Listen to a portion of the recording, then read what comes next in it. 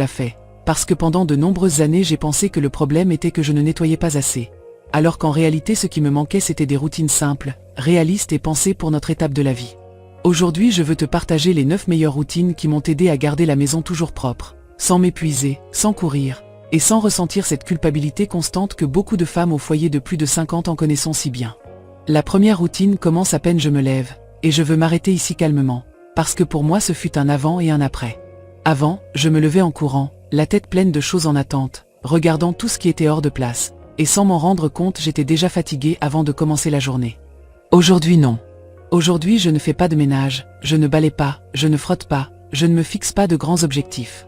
Je fais seulement 2 choses très simples. Je fais le lit et j'ouvre les fenêtres.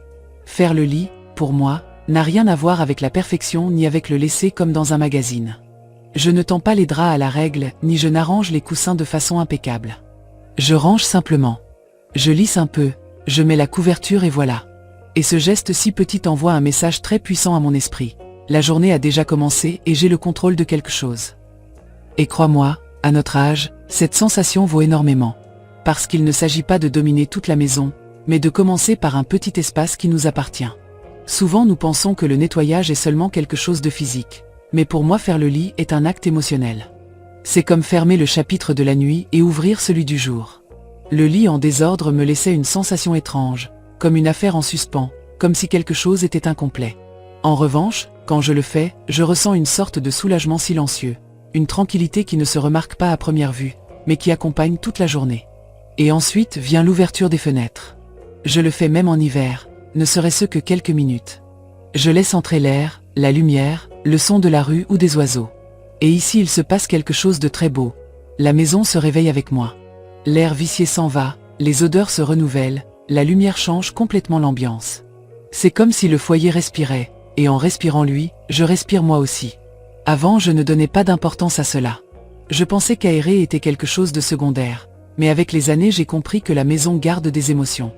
Elle garde la fatigue, les disputes, les silences, les préoccupations. Et quand nous ouvrons les fenêtres, non seulement l'air entre, mais tout ce qui pèse et que nous ne voyons pas sort aussi. C'est pourquoi, quand j'aère, je reste un moment immobile, respirant profondément, sans hâte. Cette minute est seulement pour moi. Le plus important de cette routine est qu'elle n'exige pas d'énergie physique. Elle ne requiert ni force, ni temps, ni motivation spéciale. Même les jours où je me sens fatigué, avec moins d'entrain ou avec des douleurs, je peux la faire. Et cela me donne une énorme sensation de continuité, de constance, que même si je ne fais rien de plus, quelque chose j'ai déjà fait pour moi et pour ma maison. De plus, commencer la journée avec le lit change la façon dont je vois le reste du foyer. Je ne me sens pas dépassée. Je ne me dis pas, c'est un désastre. Je me dis, j'ai déjà commencé. Et quand on commence, tout devient un peu plus léger. Je ne continue pas toujours à nettoyer ensuite, et c'est bien. Cette routine n'est pas pour m'obliger à faire plus, mais pour me rappeler que je n'ai pas besoin de tout faire. Je dis toujours que je ne le fais pas parfait, je le fais suffisant. Et cette phrase m'accompagne beaucoup. Parce que pendant des années, on nous a appris qu'une bonne femme au foyer devait tout faire bien, vite et sans se plaindre. Aujourd'hui non. Aujourd'hui je choisis de prendre soin de moi. Et cette première routine, si simple, est ma façon de me dire chaque matin que ma paix est aussi importante que l'ordre. Si tu commences à faire seulement cela, rien de plus, je te promets que tu vas remarquer un changement. Pas seulement dans l'apparence de ta chambre, mais dans la façon dont tu te sens au début de la journée. Et parfois, c'est exactement ce dont nous avons besoin. La deuxième routine, c'est la cuisine après chaque repas. Et je t'avoue que celle-ci a été l'une des plus difficiles pour moi au début, parce que j'étais experte pour dire « je le ferai plus tard ». Plus tard quand je me reposerai, plus tard quand j'aurai plus envie, plus tard quand je finirai cette autre chose. Et la vérité, c'est que ce « plus tard » n'arrivait presque jamais. Ce qui arrivait, c'était la fatigue accumulée, la cuisine en chaos et cette sensation si lourde que tout était en suspens. Aujourd'hui, je ne me laisse plus tromper par cette pensée. À peine avons-nous fini de manger. Peu importe si c'est le petit déjeuner, le déjeuner ou le dîner, je fais quelque chose de très concret et de très simple. Je lave le juste nécessaire, je nettoie le plan de travail et je laisse l'évier vide. Rien de plus. Je ne fais pas briller, je ne déplace pas de meubles, je ne fais pas de nettoyage en profondeur. Je laisse seulement la cuisine prête pour le prochain repas. Et cela change complètement la relation que j'ai avec cet espace. Avant, entrer dans la cuisine et voir des assiettes sales, des miettes, des verres oubliés, me générait une charge mentale énorme.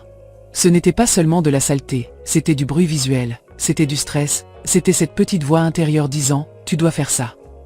Maintenant, quand je termine et que je la laisse ranger, je sens comme si je fermais un cycle. Le repas est fini, la cuisine aussi. Point final. Quelque chose que j'ai appris avec les années, c'est que la cuisine est le cœur de la maison. C'est là où il y a le plus de mouvement, où le désordre s'accumule le plus vite, et aussi où nous pouvons perdre le plus facilement notre calme. C'est pourquoi cette routine ne consiste pas à nettoyer beaucoup, mais à ne pas permettre que le chaos s'installe. 5-10 minutes au maximum, mais faites au bon moment. De plus, laisser l'évier vide a un effet presque magique. Cela peut sembler exagéré, mais quand l'évier est propre, tout l'espace paraît plus rangé, plus léger. C'est comme un signal visuel que tout est sous contrôle. Et quand je reviens plus tard dans la cuisine, je ne ressens ni rejet ni paresse, je ressens de la tranquillité. Cette routine m'a aussi beaucoup aidé avec la fatigue mentale. Avant, même si je n'étais pas dans la cuisine, je l'avais dans la tête. Je savais que la vaisselle était là, qu'il fallait nettoyer, que ça s'accumulait. Maintenant non. Je le fais, je termine et je lâche. Et cela libère de l'espace dans l'esprit, qui à notre âge est aussi important que de prendre soin du corps. Il y a des jours où je suis plus fatigué, bien sûr que oui. Mais même ces jours-là, je fais le minimum. Parfois je lave seulement les plus grandes assiettes, je passe le chiffon sur le plan de travail et voilà. Et c'est bien. Je ne cherche pas la perfection, je cherche la continuité. Parce que quand nous laissons le désordre s'accumuler, ensuite nous avons besoin du triple d'énergie pour le résoudre. Cette routine, à elle seule, évite la plus grande partie du désordre quotidien. Je te le dis vraiment. Souvent nous pensons que notre maison est toujours en désordre, alors qu'en réalité c'est seulement la cuisine qui nous déborde. Et en la maintenant sous contrôle, tout le foyer se sent plus léger.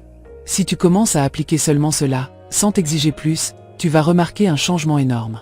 Pas seulement dans l'apparence de ta cuisine, mais dans la façon dont tu te sens à la fin de la journée. Parce qu'une cuisine prête pour le prochain repas est au fond une façon de prendre soin de toi et de t'offrir de la tranquillité. La troisième routine, c'est un passage rapide quotidien dans la salle de bain. Et je veux que ici tu respires avec moi, parce que cela ne consiste pas à frotter pendant des heures ni à laisser la salle de bain impeccable comme un hôtel.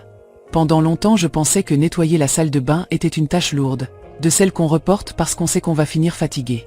Et pour cela même je la laissais pour un jour avec plus de temps, qui n'arrivait presque jamais. Aujourd'hui je le fais complètement différemment. Tous les jours, sans exception, je fais un passage rapide. Un chiffon, un peu de produit et voilà. Rien de plus. Je ne nettoie pas les carreaux, je ne déplace pas les choses, je ne fais pas un nettoyage en profondeur. Je me concentre seulement sur 3 points, le lavabo, le robinet et le miroir. Et je t'assure qu'avec ça la salle de bain change complètement. Je commence par le lavabo parce que c'est ce que nous utilisons le plus et ce qui se voit en premier. 2 ou 3 mouvements et il a l'air propre. Ensuite je passe au robinet, qui se remplit souvent de gouttes et de traces, et rien qu'en le séchant bien il devient comme neuf. Et le miroir, le miroir. Le nettoyer prend des secondes, mais l'impact est énorme. Un miroir propre fait que toute la salle de bain paraît plus soignée, plus ordonnée, plus agréable. Ce qui est merveilleux avec cette routine, c'est que je mets moins de 5 minutes. 5. Et ces 5 minutes m'évitent un nettoyage interminable après. Parce que quand on laisse la salle de bain s'accumuler, ensuite il faut gratter, frotter, se fatiguer. En revanche, en le faisant au quotidien, la saleté ne s'installe jamais. C'est de l'entretien, pas une punition. En plus, cette routine me donne une tranquillité énorme. Pas seulement parce que la salle de bain paraît correcte, mais parce que mentalement je sais qu'elle est bien. Et ça se sent. Je n'ai plus ce petit stress quand quelqu'un sonne sans prévenir. Je ne pense plus, pourvu qu'il n'aille pas aux toilettes. Parce que je sais que, même si ce n'est pas parfait, c'est propre, c'est digne, c'est soigné. Il y a aussi quelque chose d'émotionnel ici. La salle de bain est un espace très intime. Nous commençons et terminons la journée là. La voir propre me donne une sensation de respect envers moi-même. Comme me dire, je mérite un espace agréable, même dans le plus simple. Et cela, avec les années, devient très important. Il y a des jours où je suis plus fatigué, bien sûr que oui. Et ces jours-là je fais le minimum. Parfois je passe seulement le chiffon sur le lavabo et le robinet, et le miroir reste pour demain. Et c'est bien. Cette routine ne cherche pas la rigidité, elle cherche la constance. Je préfère 5 minutes quotidiennes qu'un nettoyage épuisant une fois par semaine. Si tu intègres ce passage rapide, je te promets que la salle de bain cessera d'être une préoccupation. Ça devient un espace facile, léger, qui ne pèse pas dans la tête. Et quand quelque chose cesse de peser, la maison se sent plus aimable. Et cela, au final, c'est ce que nous cherchons toutes. La quatrième routine, c'est le fameux reset nocturne. Et si je devais choisir une seule chose qui a le plus changé mes matins, ce serait celle-ci. Avant d'aller me coucher, quand tout est déjà plus calme et que le bruit du jour commence à s'éteindre, je consacre entre 10 et 15 minutes à laisser la maison plus ou moins à sa place. Je ne fais pas de ménage, je ne balaie pas, je ne range pas à fond. Je réajuste seulement. Et cette petite différence change tout. Pendant de nombreuses années, j'allais au lit en laissant des choses dehors, en pensant « demain je verrai ». Et ce que je ne comprenais pas, c'est que ce désordre partait avec moi dormir. Je me réveillais déjà avec une sensation de charge, comme si la journée commençait avec des choses en suspens avant même de me lever. Aujourd'hui non. Aujourd'hui je fais ce petit reset, comme si j'appuyais sur un bouton de redémarrage pour ma maison et pour mon esprit. Je ne cherche pas la perfection, je cherche l'ordre visuel. C'est clé. Je ramasse les coussins et je les laisse bien posés, je plie les couvertures du canapé, je range ce qui est resté dehors pendant la journée. Des choses simples. Une télécommande à sa place, une tasse oubliée dans la cuisine, une veste sur la chaise. Rien de plus. Je ne m'arrête pas pour réfléchir, je ne deviens pas exigeante. Je remets seulement chaque chose à sa place, au moins, je la retire de la vue. Ce moment a quelque chose de très apaisant. Je le fais en silence ou avec une musique douce, sans hâte. C'est comme dire au revoir à la journée avec soin. Et pendant que je le fais, mon corps aussi ralentit. Ce n'est pas seulement ranger la maison, c'est préparer le repos. Se réveiller avec la maison rangée est, vraiment, un cadeau que je me fais à moi-même. Ouvrir les yeux et ne pas voir le chaos, ne pas sentir que tout est en suspens, change complètement l'humeur. Je me lève plus légère, plus tranquille, avec une sensation de recommencer à zéro. Et cela, à notre âge, c'est un énorme luxe. Il y a des nuits où je suis très fatiguée, bien sûr que oui. Et ces jours-là, je fais un reset plus petit. Parfois seulement le salon, parfois seulement la cuisine. Et c'est bien. Cette routine n'est pas une obligation rigide, c'est un geste d'auto-soin. Je préfère faire peu tous les jours que beaucoup de temps en temps. En plus, ce reset nocturne évite le désordre accumulé. C'est incroyable comme 10 minutes quotidiennes nous économisent des heures après. La maison reste stable, elle ne se dérègle pas, et nous ne ressentons pas cette pression constante de « je dois ranger ». Si tu commences à le faire, même si ce n'est que quelques jours, tu vas remarquer le changement tout de suite. Pas seulement dans l'apparence de ta maison, mais dans la façon dont tu dors et dont tu commences la matinée. Parce que fermer la journée avec de l'ordre, même si c'est simple, est une très belle façon de prendre soin de toi. La cinquième routine a à voir avec les vêtements. Et ici je sens que beaucoup d'entre nous vont se reconnaître, parce que pendant des années les vêtements ont été l'une de mes plus grandes sources de désordre et de culpabilité. Des montagnes de vêtements en attente, des paniers pleins, des vêtements propres mélangés avec des sales, et cette fameuse chaise que nous avons toutes et qui finit transformée en armoire improvisée. Moi aussi je suis passée par là, jusqu'à ce que je comprenne que le problème n'était pas la quantité de vêtements, mais comment je la gérais. J'ai décidé d'arrêter d'accumuler des montagnes. J'ai cessé de laver par inertie ou par habitude, et j'ai commencé à laver avec intention. Je n'attends plus que tout se rassemble, et je ne lave pas non plus de petites charges tous les jours sans sens. Je choisis le moment, je mets une machine consciente et je sais que ce même jour je vais fermer le cycle complet. Et cela change complètement l'expérience. Pour moi, la clé est dans quelque chose de très simple. Dès que le linge sèche, on le plie et on le range. Pas après, pas plus tard, pas quand j'aurai un moment. À ce moment-là.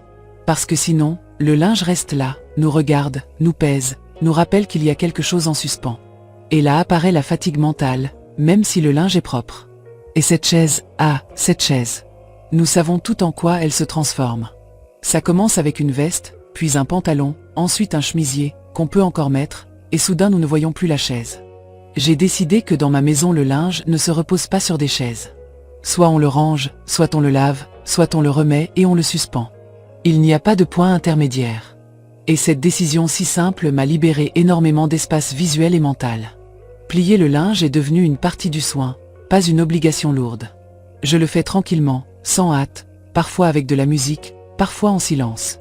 Je ne cherche pas qu'il soit parfait, je cherche qu'il soit ordonné et prêt. Chaque vêtement à sa place est une petite victoire qui me rappelle que je peux garder le contrôle sans m'épuiser. Cette routine m'a enlevé une énorme charge visuelle. Je n'entre plus dans la chambre et je ne vois plus des piles de vêtements.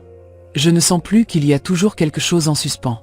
L'espace paraît plus léger, plus propre, plus aimable. Et quand l'environnement s'apaise, on s'apaise aussi. Il y a des jours où je n'ai pas envie, bien sûr que oui. Mais même ces jours-là, je fais le minimum. Parfois je plie seulement ce qui est le plus grand et le reste je le termine après. Et c'est bien. Parce que l'important n'est pas de le faire parfait, mais de ne pas laisser les vêtements redevenir un problème.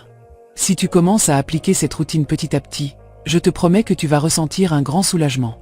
Moins de désordre, moins de culpabilité et plus de tranquillité. Parce qu'une maison ordonnée ne se construit pas avec de grands efforts, mais avec de petites habitudes qui nous rendent la vie plus facile. La 6e routine, c'est revoir une petite zone chaque jour, et quand je dis petite, je le dis vraiment.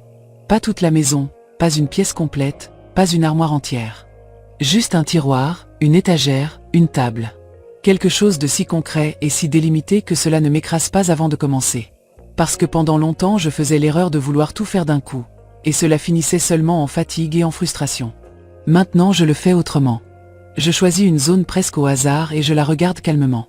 Si je vois quelque chose qui ne devrait pas être là, je l'enlève. Je n'y pense pas trop. Si cela n'appartient pas à cet endroit, ça va là où ça doit aller ou ça sort de la maison. Et si quelque chose ne sert plus, si c'est cassé, périmé ou simplement ça n'a pas de sens de continuer à le garder, ça s'en va. Sans discours intérieur, sans culpabilité, sans « au cas où ». Cette routine est très puissante parce qu'elle ne requiert pas de force physique ni beaucoup de temps. 5 minutes. Juste 5. Et pourtant elle évite de gigantesques nettoyages plus tard. Parce que quand nous laissons les choses s'accumuler, ensuite nous devons vider, classer, nettoyer à fond. Et cela nous laisse épuiser, physiquement et émotionnellement. En plus, revoir une petite zone entraîne notre regard. Nous commençons à remarquer ce qui est en trop, ce qui est de trop, ce qui occupe de l'espace sans apporter rien. Et cela n'arrive pas seulement dans la maison, cela arrive aussi à l'intérieur de soi. Avec les années, on apprend à mieux choisir ce qui reste et ce qui part.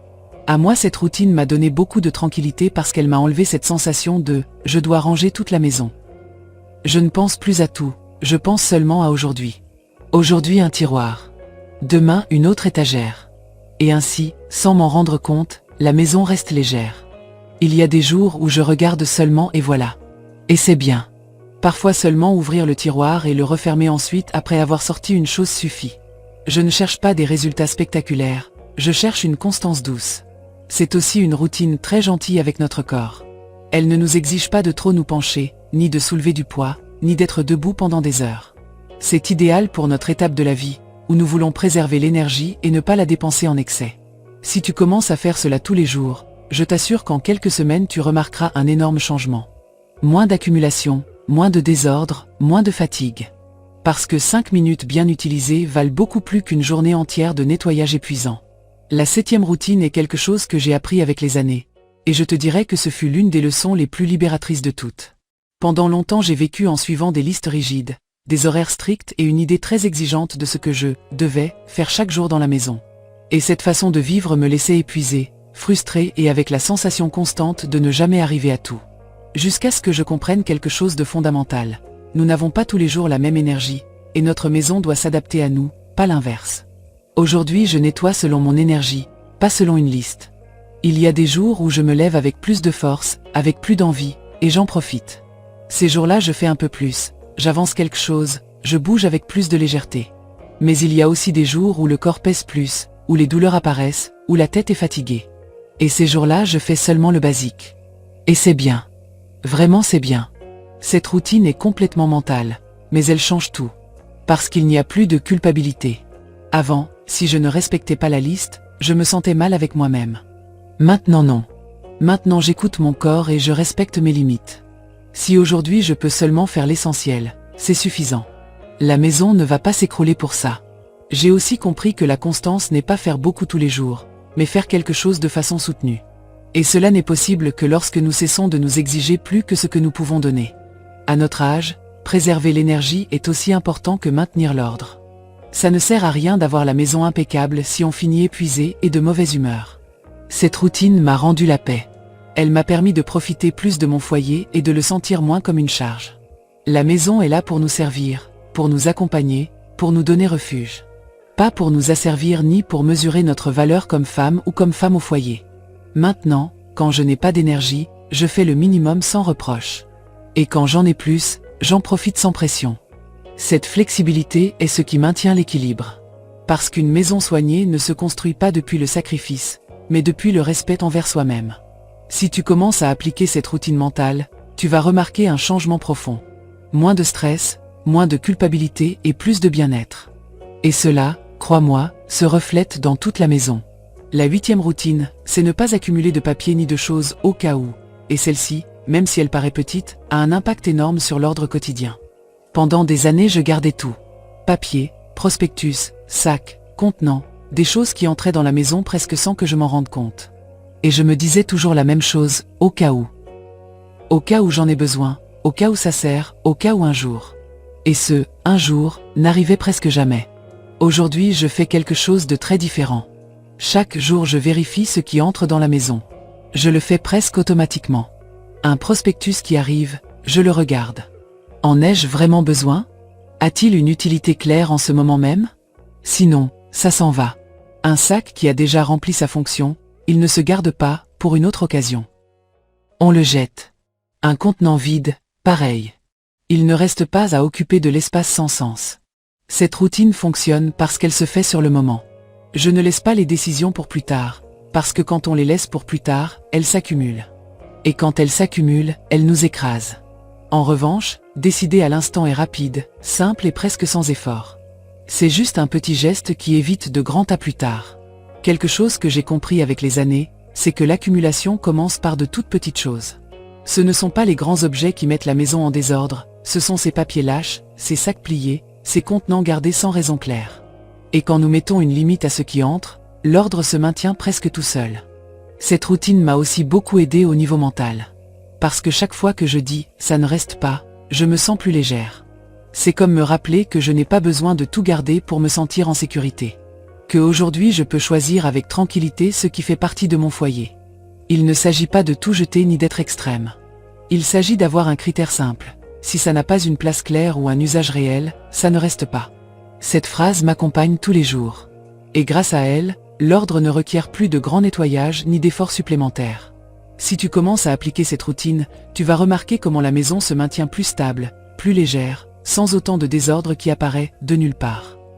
Parce que quand nous contrôlons ce qui entre, le reste coule beaucoup mieux. Et la 9e routine, la plus importante de toutes, c'est celle du respect envers soi-même. Et je veux te dire quelque chose avec le cœur, parce que cette routine ne se voit pas, ne se touche pas, mais elle se sent dans chaque recoin de la maison.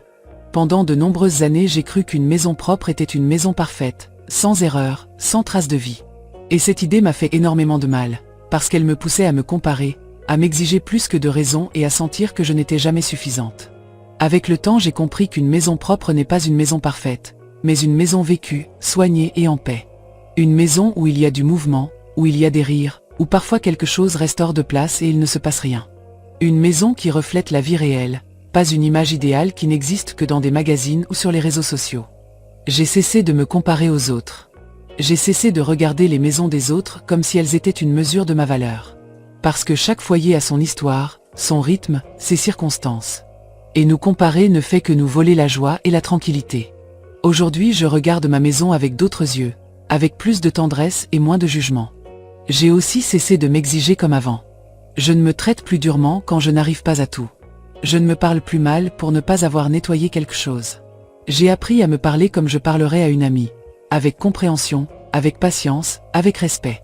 Et cela change complètement l'énergie du foyer. Quand on se respecte, la maison se sent différente.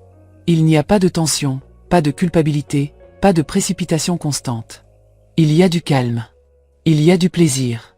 Il y a une sensation de « c'est bien comme ça ». Et depuis cet endroit, curieusement, l'ordre se maintient mieux. Parce qu'il ne naît pas de l'obligation, mais du soin. J'ai commencé à profiter plus de mon foyer quand j'ai cessé de le voir comme une liste interminable de tâches. J'ai commencé à le voir comme un refuge, comme un espace qui m'accompagne dans cette étape de la vie. Un endroit où je peux me reposer, profiter et me sentir en paix. Cette routine est la base de toutes les autres.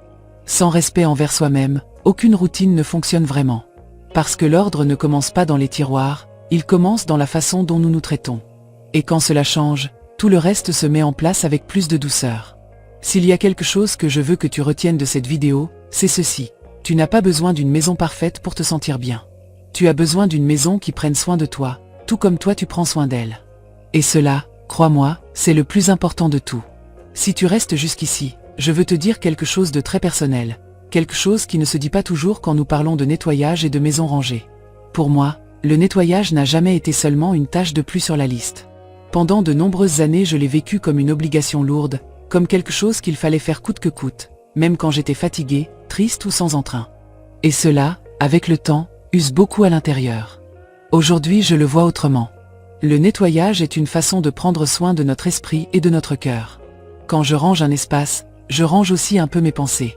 Quand je nettoie calmement, je sens que je ralentis, que je respire mieux, que je me reconnecte à moi. Ce n'est pas le résultat qui compte, c'est comment je me sens pendant que je le fais. Quand nous simplifions nos routines, quelque chose de très beau arrive. Nous cessons de vivre avec cette pression constante de « je dois »,« il me manque »,« je n'y arrive pas ». Et à sa place apparaît le repos émotionnel. Cette sensation de ne pas être toujours en train de courir derrière la maison, de ne pas l'avoir comme une charge permanente dans la tête. À notre âge, ce repos vaut de l'or. Parce que nous avons déjà fait beaucoup, nous avons déjà donné beaucoup, nous avons déjà pris soin de beaucoup. Maintenant, à nous aussi de prendre soin de nous. Et simplifier n'est pas abandonner, c'est être sage. C'est choisir ce qui compte vraiment et lâcher ce qui ne fait que nous épuiser. Chaque routine que je t'ai partagée n'est pas née pour que tu fasses plus, mais pour que tu te fatigues moins. Pour que ta maison t'accompagne et ne t'exige pas. Pour que à la fin de la journée tu te sentes en paix avec toi-même, même si tout n'est pas parfait. Si ce message a résonné avec toi, je veux que tu saches que tu n'es pas seul. Beaucoup d'entre nous passons par la même chose, et ensemble nous pouvons apprendre à vivre cette étape avec plus de calme, plus d'ordre et beaucoup plus de tendresse envers nous-mêmes. Parce que quand nous prenons soin de la maison depuis le respect et la simplicité, nous prenons aussi soin de notre cœur. Si l'une de ces routines t'a fait te sentir identifié, laisse-le moi dans les commentaires. J'adore te lire et savoir que nous ne sommes pas seuls dans ça. Et si tu veux plus de vidéos comme celle-ci, faites avec tendresse et en pensant à toi, je t'invite à t'abonner et à m'accompagner. Parce qu'une maison propre commence par une femme calme.